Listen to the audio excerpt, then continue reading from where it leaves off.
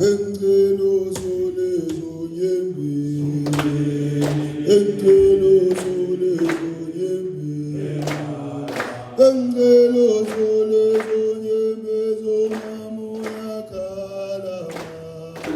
umfana benekusasa elihle kakhulu. Washona nje ungithembisile njengoba ngithi bekuyibirthday yami Monday, ushona ngolesibili yena. Wathi mengisendela i-message wathi happy birthday Timer, I appreciate you. Ngathi ngiyabonga mfana, score a goal for me. Wathi okay Time.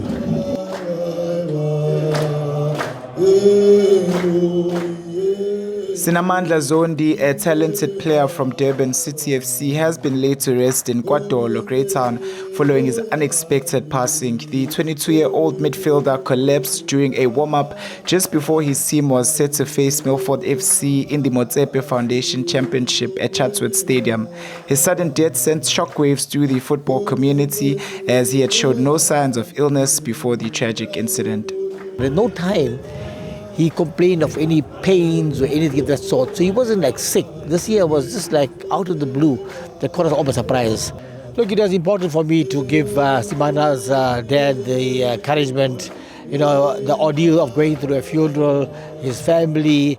This was taken by surprise and shock. It wasn't that somebody was sick, that they were expecting his death. This was completely a shock. Sinamandla's father, Lungsani Zondi, was present at the stadium when the tragic incident unfolded. He learned of his son's passing during the halftime break after overhearing a conversation among Durban City FC staff members.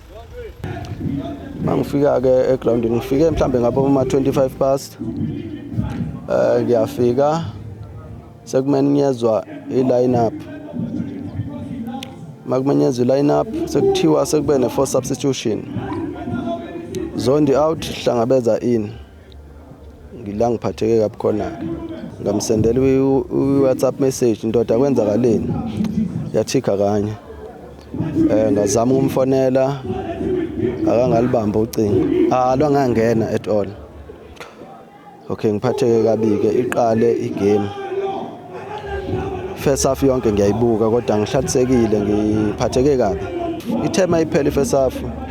Ngavele ngasuka nje kulabo engihleli nabo ngangabatshela lutho ngahamba ngiyofuna umuntu ozongichazela nje ukuthi kwenzakaleni because lo mfana ngiyazi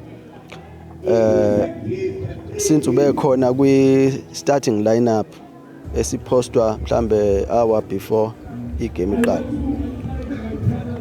ngiyofuna umuntu ozongichazela nje ukuthi kwenzakaleni ngoba ngimthola ocingweni ngiyambheka nala phezulu laba ehlala khona laba abangadla angimboni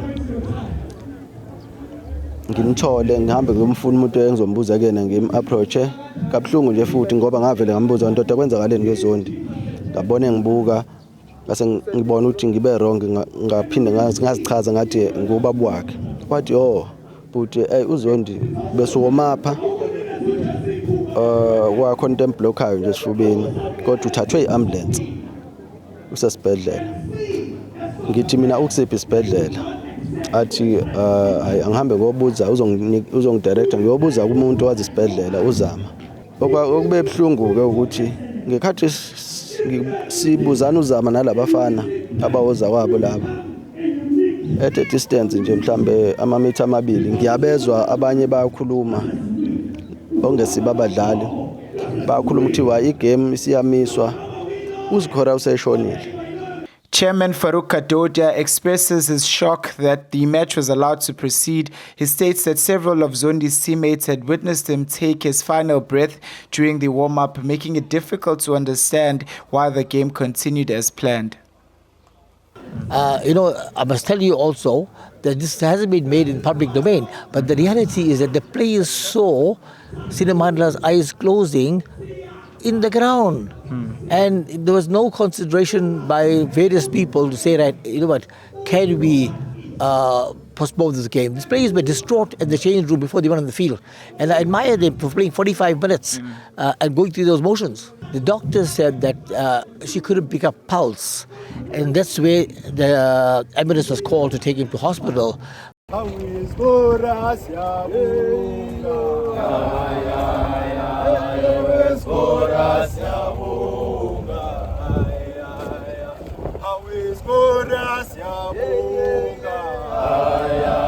The death of Sinamandla Zondi has drawn widespread grief, including from popular Maskandi artist Ntengane, who was among those who attended the young footballer's funeral. Ntengane described Zondi as a player with exceptional potential, saying his passing is a significant loss to the local football scene. With Durban City FC nearing promotion to the Premier Soccer League, he emphasized that Zondi was a vital part of the team's journey and could have made a lasting impact at the top level of South African football. Abandile abantu bakaZondi abenza izinto ezisemehlweni abantu. So ke lensizwa ingenye yensizwa ebeziza kahle kakhulu futhi ebezinamathuba amaningi okuthatha lesibongo sakithi asihambise ngisho emazweni aphesheya. So iyona into engibekela namuhla ukuthi kufana nokuthi kusekhaya la. Even ukulala kulamalanga bekuyinto enzima ngoba ucabanga iminyaka yakhe uyabo ucabanga into abeyiyona nokuthi bese kuseduza afike kwiPSL la abantu khona base South Africa kade bezokwazi ukuthi uSinamandla ubani uyabo ngoba nginalento ethi abantu base South Africa abayi kakhulu ku NFD uyabo so okwenza ukuthi bagcine bangaliboni italent elapha ya bese sithandazela ukuthi angene kwiPSL bese bebona ukuthi kukhona ini lapha ya kuZondi. So iyona into yayibe ababhlungu kakhulu ukuthi eminyakeni abenayo ahambe ngalendlela futhi ahambe ngayo uthi uyabheka nazo sukwini ku starting lineup noma ubona izithombe zeteam ilungiselela pitch inspection ukhona mase kuthiwa uhambele egroundini uyabona ukuthi ayikho mos into kulomuntu ebikhombisa ukuthi angahamba noma inini maduzana. FIFA has a system called the Sudden Death Registry.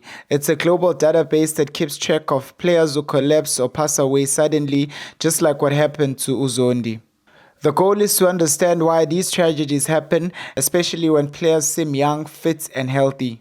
In many cases, the cause is an undetected heart condition, something that doesn't always show up in regular checkups.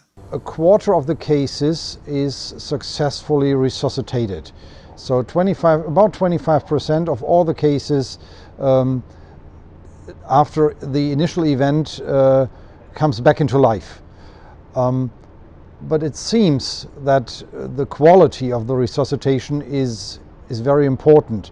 We have differences between countries and regions that are probably related to the degree of the quality of knowledge that players themselves and staff members have. So the better they are educated in terms of resuscitation and how to deal with a sudden cardiac death, the higher the likelihood that the affected person survives.